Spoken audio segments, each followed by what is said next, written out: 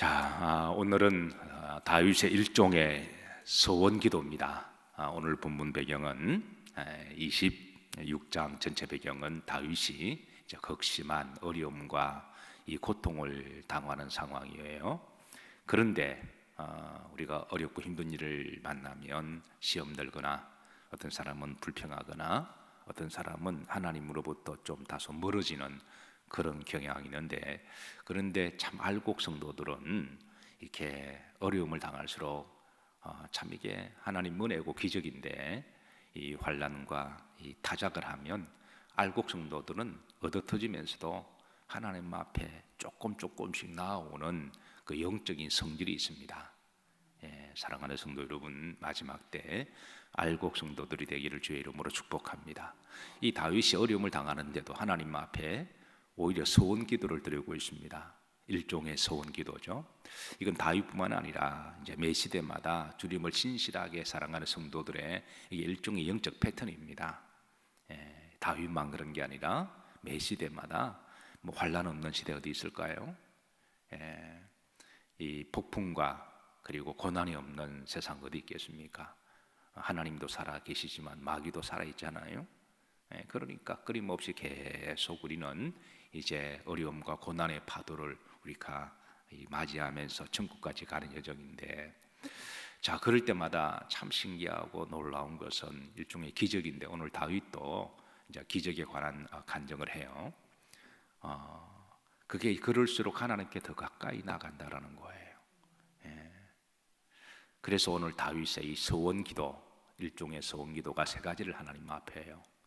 오늘 이제 말씀해 보시면 7절입니다. 따라서 하십니다. 감사의 소리를 들려주고 주의 기이한 모든 일을 말하리이다. 이 말씀을 조금 여러분 가슴에 좀 새기시고 암송하시기를 바랍니다. 다윗의 첫 번째 이 소원기도는요, 감사의 소리를 뭐하고 들려준다. 이 들려준다라는 말에 여러분 우리가 조금 묵상할 필요가 있습니다. 들려준다. 어려움을 당하면 침묵만 해도 사실 믿음이 좋은 거죠. 딴소리 하지 않고 절제절은 침묵하고, 우리 사순절 때에 우리가 하는 또 여정 가운데 하나가 예수님처럼 절제절은 침묵의 훈련이잖아요. 그런데 한 발 더 나아가서 오히려 감사의 소리를 뭐한다? 들려준다는 거예요. 주변 사람들에게 톡 건드리면 불평과 원망의 소리가 아니라, 나 시험 들었네, 힘드네, 그게 아니라 오히려 감사의 소리를 들려준다. 이게 얼마나 은혜로운 거예요. 이게 다윗이 지금 일종의 하나님 앞에 소원기도하는 겁니다. 내가 감사의 소리를 들려주고, 이 말은 하나님께 우리가 항상 감사하는 첫 번째 하나님이죠. 우리끼리 잔치가 아니라 우리 믿는 사람들이 항상 첫 번째는 모든 영광 누구에게? 이게 영적인 체질로 가야 됩니다. 어떤 일을 만나더라도 세상 사람들은 잘 되면 항상 지가 잘나서 내가 똑똑해서 그 사람들의 살아가는 그 체질입니다. 근데 우리 믿는 사람들은 모든 영광 누구에게? 하나님께. 이게 그 영적인 습관처럼 가야 됩니다. 좋은 일이 있으면 하나님의 은혜입니다. 하나님의 축복입니다. 하나님이 나에게 복을 주셨습니다. 이게 기본 깔고 들어가야 돼요. 그래서 다윗은 감사의 소리를 하나님 앞에 올려드리고, 두 번째는 주변 사람에게 들려준다는 거예요. 너 지금 어려움을 당하는데 뭐 그리 감사하냐? 그게 기적이라는 거예요. 그래서 그 다음 보시면 주의 기이한 모든 일을 말하리이다. 이게 뭐가 감사하냐?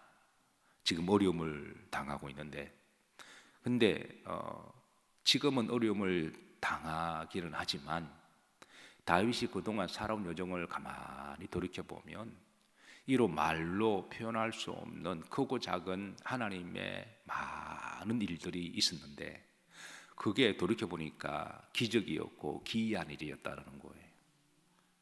그것을 다윗은 지금 하나님께 어려움을 당할 때에 감사 기도를 하고, 우리가 어려움을 당할 때 죽겠다 그러면 정말 죽습니다.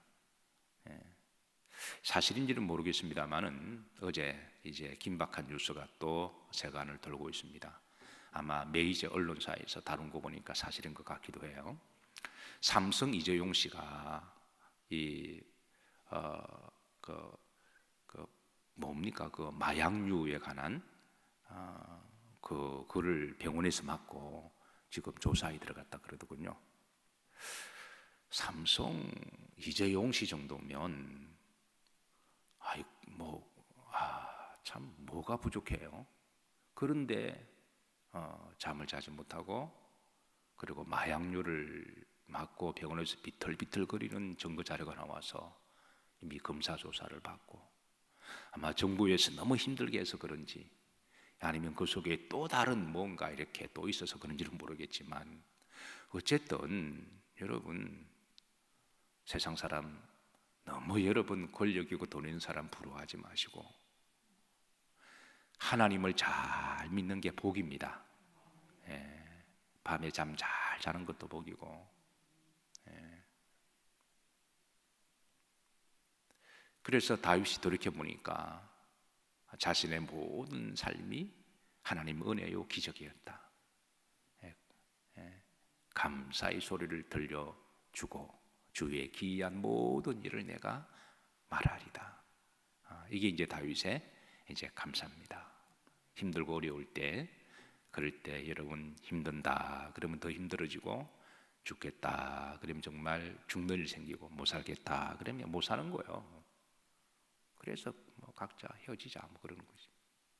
그런데 힘들고 어려울 때에 그동안 하나님이 나에게 베풀어 주신 기이한 일, 기적 같은 일들 그거를 감사드리고 주변 사람들에게 말을 하면 당신 참 인격이 훌륭하신 분이고 신앙이 참 좋으신 분이고 그리고 주변 사람들도 감동을 받고 은혜 받고 무엇보다 하나님이 기쁘시게 받으신다라는 거예요.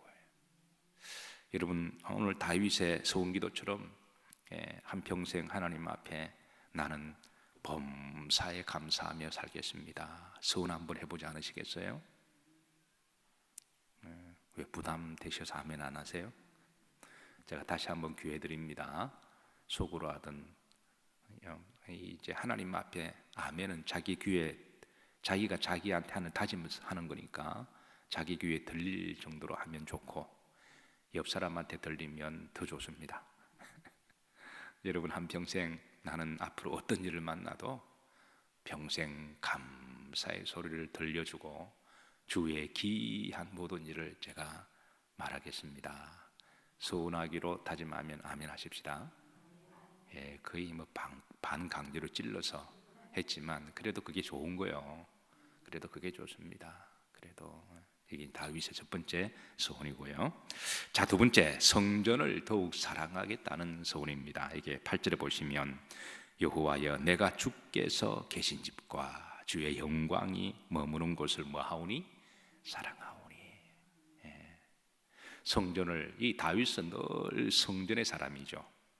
다윗은 이 성전의 복을 받은 사람입니다. 그는 아침과 저녁 하나님 앞에 늘 예배와 기도를 시작했고 그리고 크고 작은 일이 있을 때마다 하나님께 나와서 묻습니다. 여호와여 내가 올라가리이까. 전쟁이 있을 때도 이 올라가리이까의 말은 전쟁을 해도 괜찮겠습니까? 라고 이게 다윗의 일상의 믿음의 그 자세를 말해주고 있는 거거든요. 그리고 다윗은 국가적인 큰 행사가 있을 때마다 항상 성전에서 하나님께 예배를 드리고 그리고 도망다니다가도 우리가 이제 시편 보면 다윗이 환난 당하는 그런 백그라운드가 많이 나오잖아요. 도망다니고 그럴 때도 항상 그 주변의 성전을 먼저 찾아서 그래서 그 성전에 가서 하나님 앞에 기도하고 예배드리고 하나님 앞에 억울함을 토로하고 위로받고 그렇게 해서 그는 그 어려운 그런 시절을 잘 버텨내고 견뎌냈습니다. 특별히 사울에게 국가적인 억울한 누명을 쓰고 완전 역적으로 누명을 쓴 거죠. 그렇게 나라를 사랑하고 헌신했는데 하루아침에 그냥 역적이 돼버린 거예요. 얼마나 그게 억울하고 분통 터질 일이고, 세상 사람 같으면은 그냥 확 죽어버리는 그런 마음도, 극단적인 마음도 가지고 있겠지만 무려 11년 동안에 들깨처럼 도망 다녔습니다. 그 광야를. 그런데도 다윗이 하루하루 버티고 견딜 수가 있었던 것은 하나님의 전에서 하나님은 나를 아시오니, 그러면서 그것도 사울을 그렇게 미워하지도 않아요. 그렇게 미워하지도 않고, 그래도 하나님이 세운 사람이니까 정말 죽이고 싶은 마음 왜 없었겠어요? 다윗도 사람인데. 그런데 악을 악으로 대하지 아니하고, 그래도 그를 위해서 기도해주고 하나님의 뜻이 있을 거라고 믿고, 그래서 그거를 기도하는 그런 성숙한 다윗의 모습, 그가 바로 이제 성전에 복이 있어서 이걸 이겨낸 거예요. 성도는 성전에 복이 있어야 됩니다. 어떤 분들은 나는 인복이 있다, 나는 돈복이 있다. 그거보다 더 좋은 게 성전의 복입니다. 항상 성전을 가까이 하고. 이 다윗에게 성전의 복이 있었던 것은 그냥 생긴 게 아니라, 오늘 본문에도 보면 그렇게 어려움을 당하는데도 내가 주님이 계신 집과 주의 영광이 머무는 곳을 내가 사랑하오니, 더욱 성전 중심으로 살아가겠다고 하는 다윗의 서원이죠. 자, 그런데 이제 9절에 보면 다윗이 이런 기도를 살짝 끼워 넣습니다. 내 영혼을 누구와 함께? 죄인과 함께. 내 생명을 누구와 함께? 살인자와 함께. 그러니까 다윗 주변에 보면 죄인들이 참 많잖아요. 예나 지금이나 죄인들이 참 많습니다. 우리도 주님 만나기 전에 다 죄인들이었고, 또 지금도 또 죄를 짓고 살아가는 사람이지만 우리는 예수님의 은혜로 살아가는 사람들입니다. 어쨌든 주님 은혜가 없는 사람들, 여전히 죄 속에서 본인이 죄인인지를 알지 못하고 그렇게 살아가는 죄인들이 많고, 그리고 살인자, 자기가 급하고 이익을 위해서라면 누가 손해보거나 누가 죽어도 관계치 않는 그런 살인자도 주변에 참 많습니다. 그 다음에 10절에 보면 그들의 손에 마음이 있고 사악함이 있고 그들의 손에 불법이 있다라는 거예요. 자신의 이익을 위해서라면 악한 짓도 할 수 있는 그런 사악한 사람도 있고, 그들의 오른손에 무엇이 가득하다? 뇌물이 가득하다. 자신의 이익을 위해서라면 부정과 부패를 통하여 뇌물을 그냥 떡 먹듯이 그냥 톡톡 받아먹는, 그러면서도 큰 소리치고 살아가는 사람들. 요 근간에 LH 사건으로 말미암아 어떤 분은 우리나라가 부패공화국이다, 부정공화국이다. 옛날에는 부정과 공직자들이 좀 불법을 하면, 드러나면 이렇게 좀 부끄러운 줄도 알고 좀 사직을 하기도 하고 이렇게 생각하는데, 요즘은 뭐 어때 이런 식입니다. 차라리 머리 좋으면 들어오라 이야기하고, 뭐 우리가 머리가 나빠서 LAC 못 들어간 거예요. 그래서 뭐 대놓고 그냥 능력이 있으면 좋은 회사에 들어오고. 그래서 이게 다윗이 지금 이 기도를 합니다. 그런데 이게 다윗 세 번째 소원과 이렇게 연관되어 있는데요.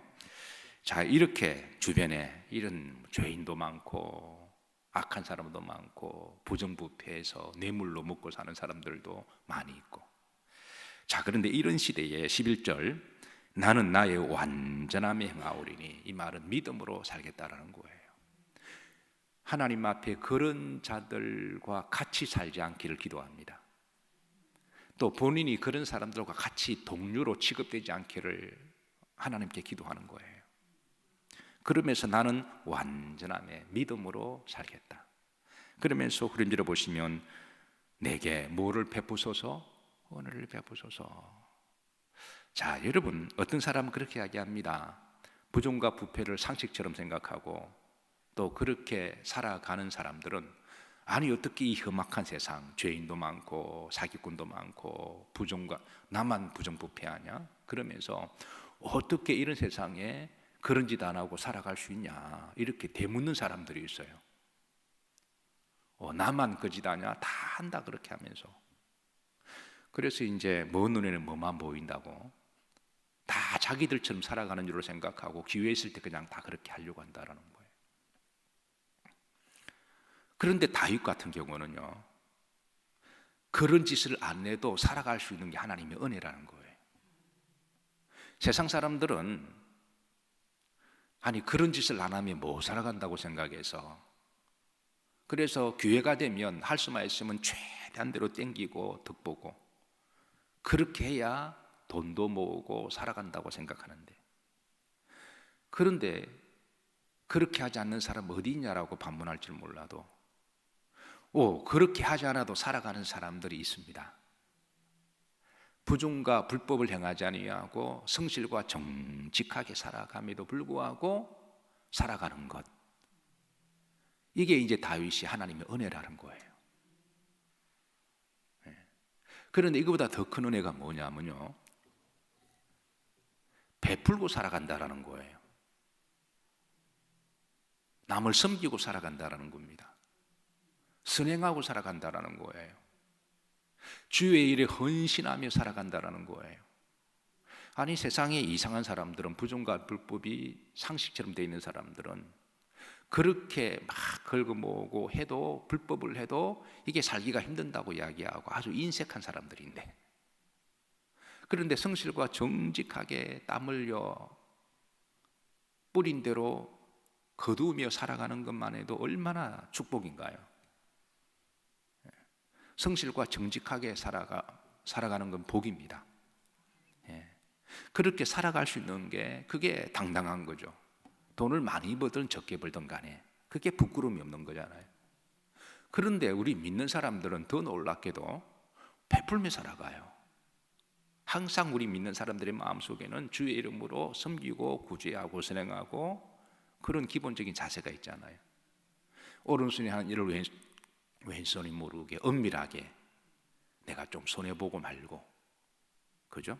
어떤 문제가 좀 부딪히면 내가 좀 손해보지, 그런 마음으로 베풀고 선행을 하며, 세상 사람들은 이 뇌물을 받고 그거 어떻게 그렇게 살아가냐 그러는데, 그게 바로 이제 다윗은 하나님의 은혜라는 거예요. 그게 바로 기적입니다. 사랑하는 성도 여러분, 오늘 다윗이 주변에 악한 사람도 있고 부정부패가 판을 치고 그리고 죄인도 있고 그게 또 이렇게 사악한 사람도 있지만, 하나님, 나는 결코 내가 힘들고 어렵다고 해서 그런 사람들처럼 살아가지 않게 하옵시고 믿음으로 살아가게 하옵소서. 이게 이제 다윗의 서원 기도죠. 자, 그러면 12절에 보면 내 발이 어디 한데 서사오니 평탄한데, 이 말이 평탄한다라고 하는 거는, 이거는 이제 아주 그냥 내 길이 힘들고 어렵지 않는 이런 말이 아닙니다. 지금 다윗 자체가 스탠스가 굉장히 어려운 지금 여정을 걸어가고 있잖아요. 아무런 문제도 없고 고난도 없는 그런 평탄한 삶만 구가하는 게 아니라, 이 말은 일종의 히브리인들의 종교적 관용어입니다. 번제단 앞이 평탄했거든요. 번제단 앞에 하나님 앞에 예배를 잘 드리고, 그리고 흐름지를 보면 내가 여호와를 하리이다, 송축하리이다. 하나님 앞에, 번제단 앞에 예배를 잘 드리고 거룩한 영이 주시는 감동대로 거룩하게 살기를 다짐하고, 그리고 하나님은 정직한 분이시니까, 신실하신 분이니까, 그래서 오늘도 정직하게 신실하게 믿음으로 내가 살아가겠습니다 라고 하는 그런 다윗의 서원 기도라고 하는 거예요. 말씀을 정리합니다. 오늘 다윗의 서원 기도 세 가지. 첫 번째는 내가 앞으로 감사를 전하리이다. 감사를 전하리이다. 두 번째는 내가 믿음으로 내가 주님 앞에 정직하게 살아가겠습니다. 그리고 주의 성전 중심으로 살아가겠습니다 라고 하는 이 다윗의 소기도가 매 시대마다 신실하게 하나님을 사랑하고 믿음 생활을 지향하는 우리 모든 성도들, 특별히 오늘 이곳에 계신 성도님들과 우리 영일 성도님들 가운데 함께 하시기를 주의 이름으로 축복합니다. 기도합니다. 하나님, 나의 반석, 나의 방패 되시는 하나님, 내가 더욱더 주님을 사랑합니다. 주님을 사랑하는 주의 백성들이 주의 성전에 모여서 오늘 말씀대로 한평생 거룩한 서원을 다짐하고 그렇게 살아가기를 소망하는 그 믿음을 받아 주옵시고 축복해 주옵소서. 예수님 이름 받도록 축복하며 기도하옵나이다. 아멘.